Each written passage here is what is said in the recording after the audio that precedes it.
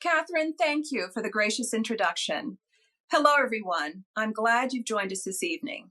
Again, my name is Leslie Brown, the Interim Executive Director for Student Advocacy.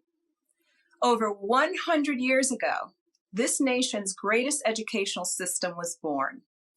During Reconstruction from 1865 to 1877, which was a short period of time, formerly enslaved people actively engaged with the democratic process. Some 16 Black men served in the Congress, including Hiram Revels of Mississippi, who became the first Black man elected to the Senate.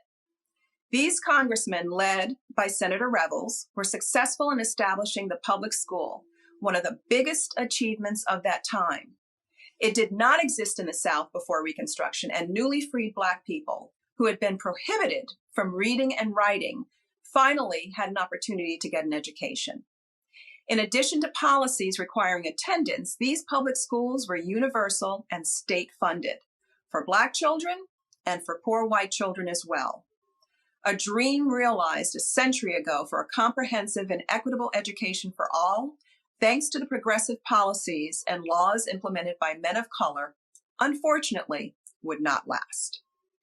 Today, within the U.S. school system, many children are struggling and are challenged by undiagnosed learning disabilities, mental or physical health issues, trauma, institutional racism, homelessness, and a disproportionate number of suspensions based on their color. These issues severely affect a child's ability to get a good education, increasing the school-to-prison pipeline. Adding to these educational roadblocks, there are over 3,000 homeless children in Westchester, and many have the inability to access the necessary tools for their learning. That number may go up due to a rise in unemployment as a result of the COVID pandemic. Black children represent 14% of the youth population in Westchester, but are suspended disproportionately. They represent 41% of public school suspensions. In public schools, children with disabilities are far more likely than their classmates to be disciplined, removed from the classroom, suspended, and even expelled. This is why it is so critical that student advocacy exists to support children and families at a crucial time in their educational development. Student advocacy is a lifeline for so many students who, without our organization, could not soar to their greatest potential if given the right opportunity. As I said to Jill when I started in April, I wish there was a student advocacy in every city across the country. A meaningful, solid education, which student advocacy facilitates, is the best way to safeguard the potential that rests inside each and every student.